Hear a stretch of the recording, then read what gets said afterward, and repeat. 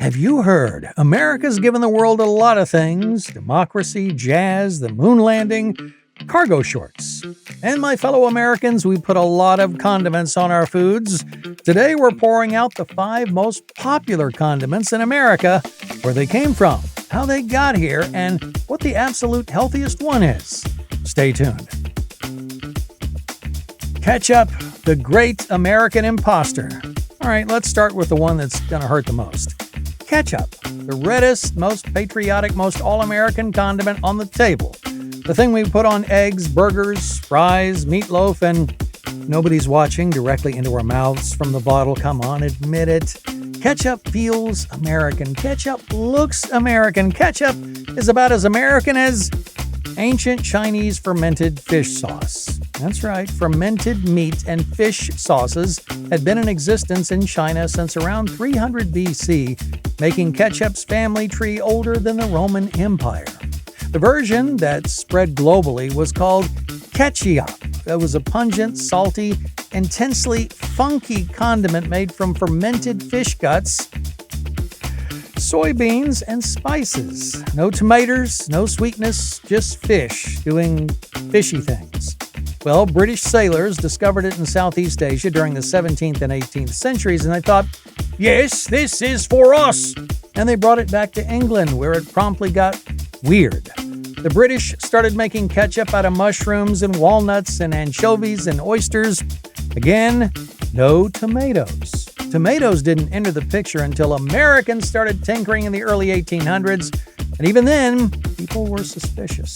You see, tomatoes were widely believed to be poisonous in early America.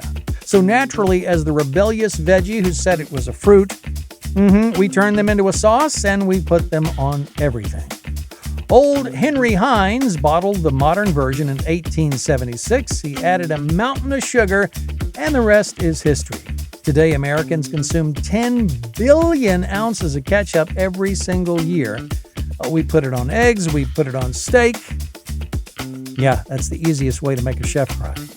Bottom line, ketchup is Chinese by ancient birth, British by adolescence, and American by sheer force of branding. Mustard has been around for over 2,000 years. Ancient Romans were grinding mustard seeds and mixing them with unfermented grape juice called mustum, creating something they called mustum ardens, or burning must, which is also a great band name. Roman soldiers carried mustard seeds across Europe, so it ended up everywhere. French monks in Dijon took over mustard production in the Middle Ages, perfected the formula, and by the 1300s, Dijon had a mustard monopoly so powerful that the city literally had an official mustard maker position. Imagine putting that on your resume. Then America got hold of mustard and did what America does. We simplified it, we yellowed it up, and we squirted it onto a hot dog at a baseball game. French's yellow mustard debuted at the 1904 World's Fair in St. Louis, and Americans immediately adopted it as the people's condiment. Bright yellow, aggressively tangy, zero pretension. In America, there are 2 kinds of people. You got your yellow mustard people and your Dijon people. Yellow mustard people tailgate, own a grill, and have strong opinions about the designated hitter rule. Dijon people have a cheese drawer, use the word charcuterie correctly, and have been to a farmer's market this week. Grey Poupon became the symbol of fancy mustard after a 1981 commercial where a guy in a Rolls Royce asks another guy in a Rolls Royce if he has any Grey Poupon. Pardon me, would you have any Grey Poupon? But of course. Grey Poupon. It even has wine. It was meant to be aspirational. Instead, it became a punchline. Mayonnaise, or mayonnaise, has the most dramatic origin story of any condiment, and according to the most widely accepted legend, it really deserves a movie. It's 1756. Europe is embroiled in the 7 Years' War. Conflict so widespread it's basically the world's first world war. This French duke had just captured the Spanish port of Mahon on the island of Minorca. A great military victory and, of course, a celebration is in order. His chef goes to prepare a feast and discovers a catastrophic problem. There is no cream! In 18th century French cooking, no cream is basically a culinary emergency. The chef looks at what he has: eggs and olive oil. And so he starts whisking. The result, according to legend, was a rich, creamy emulsion that changed food forever. He named it after the city that they just conquered, Mayonnaise, or Mayonnaise, Mayo. Now, historians note that the name wasn't actually documented in writing until several decades after the battle. So while this is the most popular origin story, it does remain just that, a story. It's a good one, but the important thing is that mayonnaise exists and it is perfect. It spread across Europe and eventually hit American shores, where it was immediately put into potato salad and never allowed to leave. America took this elegant sauce and made it the binding agent of every church potluck from 1950 to present day. Jell-O salads with mayo, macaroni salads with mayo. Hellmann's launched in 1913 in New York, and by the mid-20th century, mayo was in everything. The South developed a particularly intense relationship with it. Duke's mayonnaise has a fan base that borders on religious devotion. People have Duke's bumper stickers, Duke's tattoos. Duke's is not just a condiment in certain zip codes, it's an identity, folks. Today, mayo is the best-selling condiment in America by volume, beating ketchup. Hot sauce! Hot sauce. 6,000 years ago, the indigenous peoples of the Americas were cultivating chili peppers. The Aztecs were mixing ground chilies with water and using hot sauce as both food and medicine.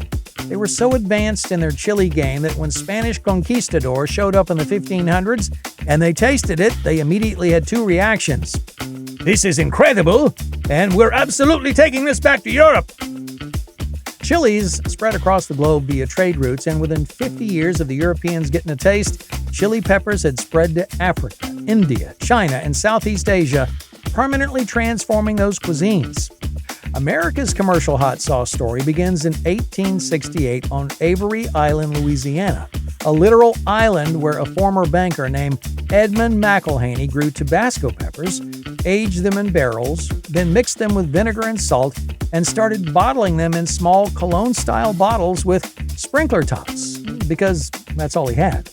It should also be noted that a Louisiana politician named Monsell White may have been producing a commercial Tabasco pepper sauce even before McIlhaney, but McIlhaney's family trademarked, scaled, and took it global.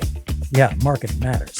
Tabasco still made on that same island by that same family with largely the same recipe nearly 160 years later. And now, the one, the only, the condiment known as ranch is only about 75 years old. Let that sink in. Ketchup has over 2,000 years of history. Mustard has Roman roots. Yet ranch has achieved a level of cultural dominance that's frankly staggering. Here's the all-American how it all started story. A guy named Steve Henson, a plumber from Nebraska.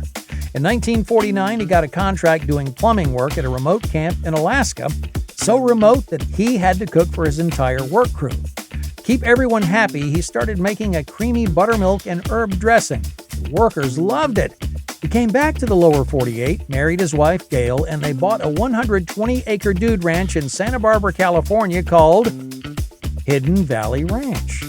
Guests at the ranch kept raving about the dressing, so Steve started selling take-home packets of the dry seasoning mix by mail order. People were literally mailing letters to a dude ranch in California to get seasoning packets for salad dressing. Y'all, this is before the internet and Amazon. Well, word spread, demand exploded. Clorox. Yeah, Clorox, the bleach company, bought Hidden Valley Ranch in 1972 for $8 million. A plumber from Nebraska accidentally invented a condiment empire and then sold it to a bleach company. Only in America. Today, ranch is not just a salad dressing. Americans put ranch on pizza, wings, burgers, tacos, veggies, crackers, just to name a few. There's ranch-flavored popcorn, ranch-flavored chips, ranch-flavored sunflower seeds. Hidden Valley released a ranch-flavored candy cane in 2019. So there you have it, 5 condiments, 5 stories, and 1 very saucy nation. Oh, and if you're wondering which one is actually the healthiest, drum roll please. Mustard! A teaspoon of yellow mustard has around 3 calories and almost no fat. It's an antioxidant boost, has selenium, magnesium, and phytonutrients that help fight inflammation. And it's gut-friendly. Fermented mustard seeds can support healthy bacteria. Most yellow, Dijon, and spicy brown mustard is sugar-free. Honey mustard, lots of sugar. And that's all for this week's edition of Have You Heard? Please leave a comment and tell me which condiment is your favorite. I'm Troy W. Hudson, voice actor, on-camera guy, and storyteller. Until next time, stay curious.